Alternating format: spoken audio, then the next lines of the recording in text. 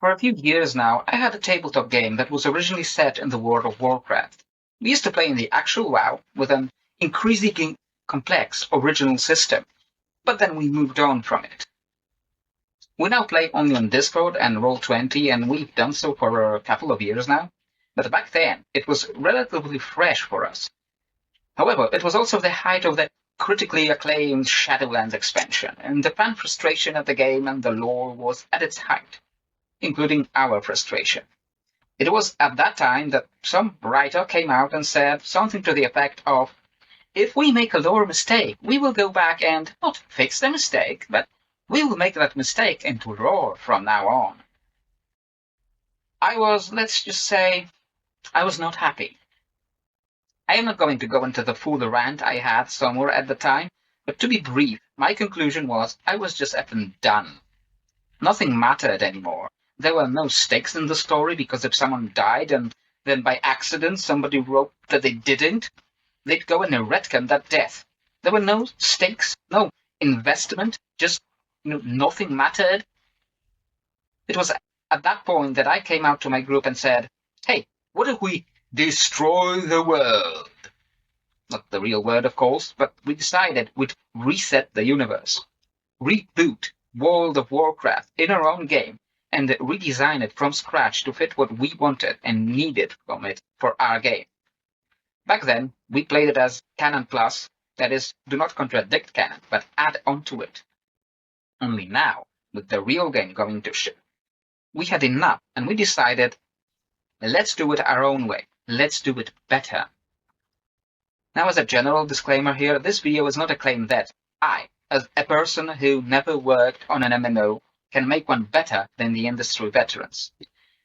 There is a key goal that I took early on in this project, and that was to design for what I actually have, not for what I wish I had. I wasn't designing a world for an MMO. I was designing a world for a tabletop game.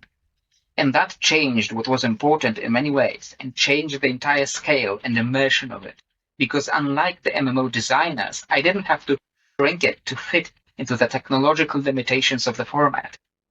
I could create a world that feels more real, more consistent, more believable in spite of all the magic stuff.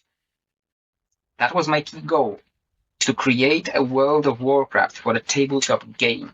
And what you see before you is the map of the world we ended up with.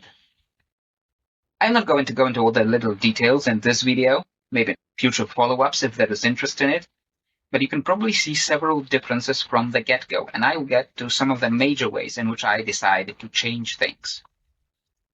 One of my first design goals was to make it a bit of a retro clone. To spare you all the story details of how we got there, we were resetting things to how they were a little after the end of Warcraft 3. Things have advanced since, and we're around the vanilla WoW era now, but this starting point let us do a few things differently and avoid some things that were changed in the meantime to fit the MMO format. Because I'm a Warcraft 3 grognard and still fine for that time, the world design, not in the geographical sense, but in the sense of the themes and motives, harkened back to it. Early on in the MMO, it was decided that all the player characters would be crammed into two factions, no matter how little sense some of the races made in their respective factions. Because the designers wanted to manufacture some tribalism, some artificial conflict to spice things up. The damage it's done to the world and the lore has only recently started to be undone. My goal was to get back to the World of Warcraft 3, to the world where the disparate factions, 4 of them at the time, had their problems and their conflicts, but they knew they had to band together against the real enemies. It gave the world a certain sense of hope against insurmountable odds, a sense that we can work together to overcome our common problems. That is what I loved about Warcraft 3 and how it felt. That is something I wanted to preserve in this iteration. To that end, the Night Elves were not crammed into the Alliance because, now we need the elves in the Alliance or something. The Night Elves were allowed to stay their own faction, the haughty and reclusive sentinels whose primary goal was to protect their forest and then F up anyone who'd mess with it. The Forsaken were not crammed into the Horde, and Sylvanas wasn't a cartoonish villain twirling her non-existent moustache as she murdered millions because some dying elf bad-mouthed her. All the little factions were allowed to preserve their own character, and not just be second fiddle to humans versus orcs. Because I was sticking closer to the world of Warcraft 3 and its design, gone were also the time-traveling Richard Naxelf inserts. War of the Ancients happened as it was originally described in Warcraft 3, more or less. No more orcs meeting the Legion 10,000 years before they met them. No more double crises. And it also allowed us to fight Hacker the Handmaster as a boss later on, but that's beside. This was the world I left when Arthur said, "Time to end this game. Forever." Some of the other consequences of not being forced into the MMO format you'll actually see on the map is that you will see a lot less mountains. Did you ever take a good look at the map of Kalimdor and Eastern Kingdoms and notice how almost every zone is perfectly surrounded with a ring of mountains? They actually made up an explanation for it, in that Deathwing apparently raised random mountain ranges to divide people and to stir up conflicts. But you know what the real reason for it was? Technical limitations. WoW was one of the first, if not the first, MMO that had seamless zone transitions all over. If you went to, say, EverQuest, every single zone would hide behind a separate loading screen. WoW developers wanted you to be able to just walk from one zone to another without any loading screens. And they did it, and it was great. The only problem was the computers of the time still had certain limitations, and they'd probably just burst into flame if they loaded up everything at once. So they raised up random mountain ranges to separate those zones, so that the player doesn't see them, and the game doesn't have to load them in until you actually get close enough. So there was a lore explanation they invented for it, as they often do, but the only reason these existed was to serve the technological limitations of the 2004 MMO. So while remaking the world for a different game, one that doesn't have processing power problems, I could get rid of a lot of those. Suddenly, the world looked a lot more natural and a lot more open and a lot less like a collection of secluded theme parks. Another thing you might notice around the old world that comes from the differences in design is, for example, blending the vanilla WoW and Cataclysm geography. You will notice the Thousand Needles are still the dry old cells, and the bridge that kept them isolated is still in place. At the same time, just below, you will see the Cataclysm Uldum. See, in the lore, Uldum is supposed to have always been there. But since the designers haven't come up with it yet, as we know it now, back in vanilla, they had to explain where it came from. And they invented some titanic cloaking mechanism that broke through the Cataclysm, which I suppose is a fine enough explanation, but now while redesigning it, I could get rid of this weirdness, made only to explain their real-world questions. I wanted to keep Uldum and the Tolvir, and in fact improve it and get rid of the whole Indiana Jones pastiche that just took over the entire zone. I added all the various tribes we've learned about since, the Ramkahen, the Neferset, the Amatet. They were now here from the start, and so was Uldum here all along. The Tolvir didn't just pop in one day. In this world, there was no cloaking mechanism. The Tolvir were the ancient allies of the Night Elves, and they fought in the War of the Ancients.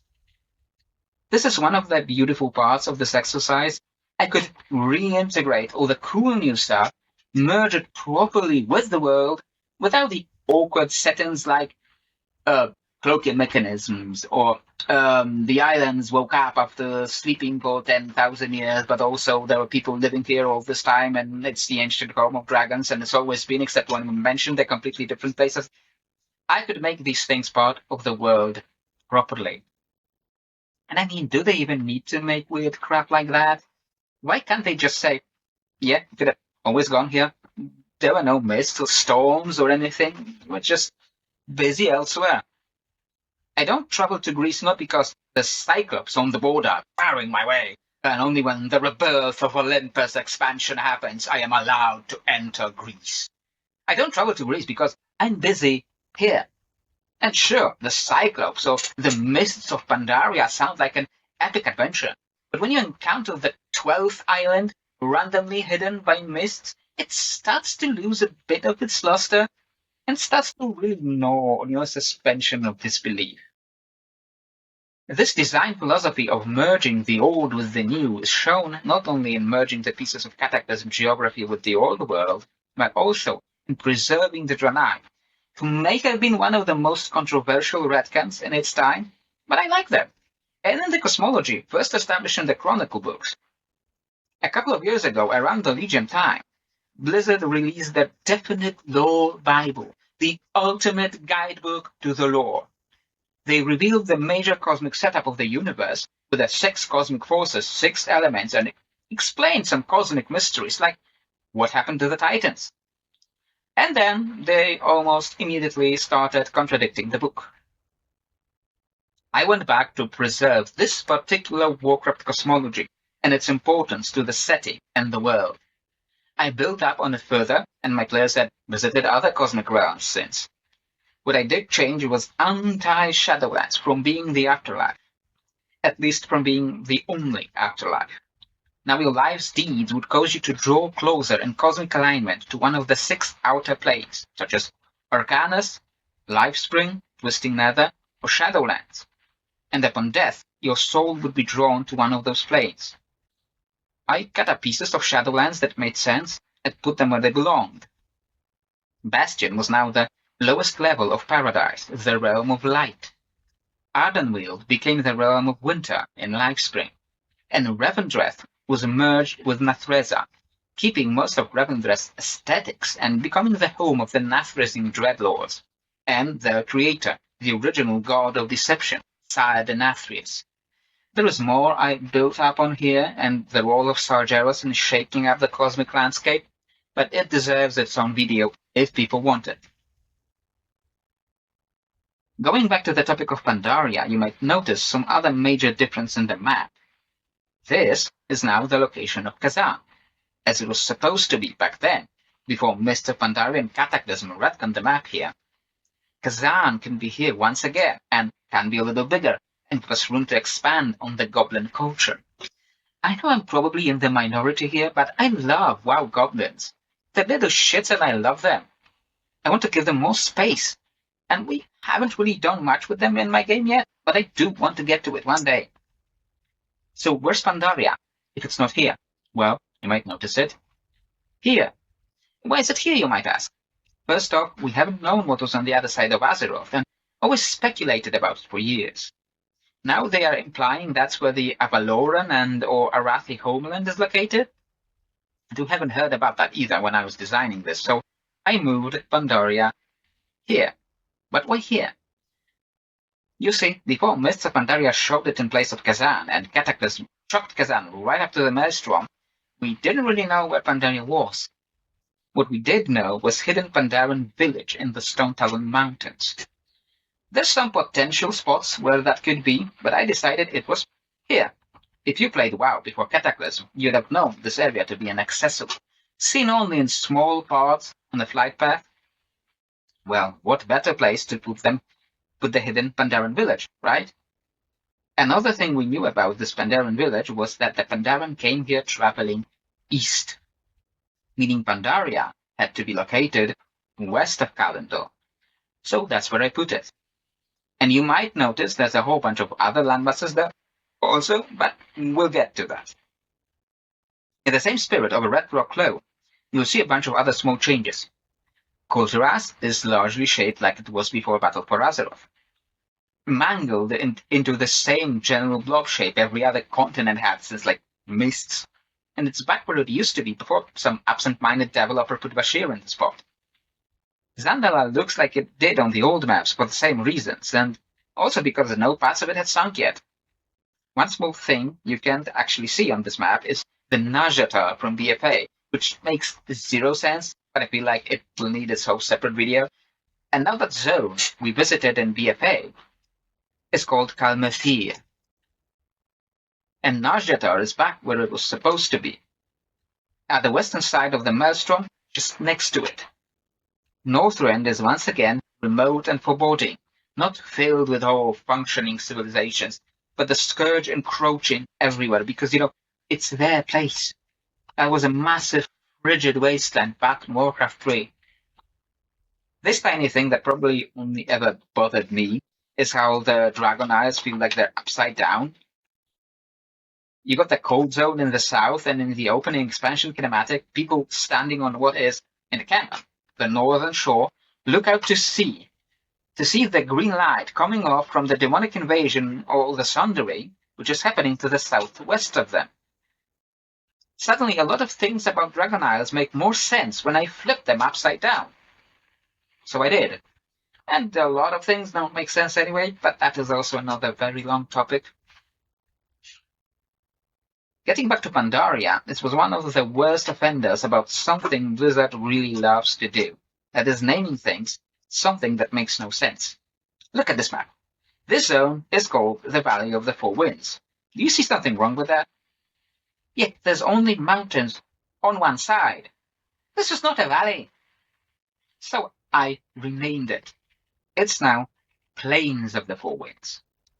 This place was called Kunlai Summit. I don't know how to tell you this, bro, but this isn't a summit. This is a whole bunch of summits. And a whole area that's some kind of islands or plains over here. Downlong steps are not steps, and the Dread Wastes are a forest. These two I decided to redesign. Now, Downlong steps are actually flat and open grasslands, and Red Wastes are mostly desolate and barren, except for the oasis sprouting around the Kipara trees, also giving us a desert zone in Pandaria, which didn't have one before. Like, why didn't we have a Gobi Desert in China, Blizzard? The other continents near Pandaria are my original inventions that I maybe will get to it in detail if there's demand for it. If Pandaria was China, it wasn't, but bear with me, then this place, Yowakin, is Sengoku-era Japan. This place, Varsha, is the India of ancient myths with thousands of years of history of gods and kings fighting epic wars and duels. With a bit of a kind of low-key Australia attached to it, long story. This place, Nusantara, is a mixture of Indonesia and Polynesia. It's the islander kingdoms of traders, warriors, slavers, and ancient curses hidden deep in jungles and remote abandoned islands. These are all, of course, gross oversimplifications, but they're meant to sell you the idea of what these places are. These are some of the key changes I've done on the grand scale to remake Azeroth, to make it fit our game better, and to make it a more consistent universe that isn't constrained by the limitations of the MMO genre, to make a world that gives my players more freedom to reshape the events and the future of the world by their own actions, as opposed to trying to cram into the tiny spaces left in between and outside of the canon events, as most WoW role players tend to do, and we once did too. I believe that in the end those changes make Warcraft a better setting, and not just for our game, even if the MMO can do some of those things for various reasons. So, what do you guys think about the changes I made? Let me know in the comments below. Even your hate comments help the YouTube algorithm, so please do pile them on. Or better yet, leave positive comments to encourage discussion. If there is a demand for it, I will delve deeper into the specific aspects of the setting, the cosmology and what I've added to it, the story of how we got around the whole reboot, or separate videos for the specific areas. I could talk about all of this for hours, and if people want to see more about it, I will happily oblige. That will be it for now, and I hope I'll see you again someday.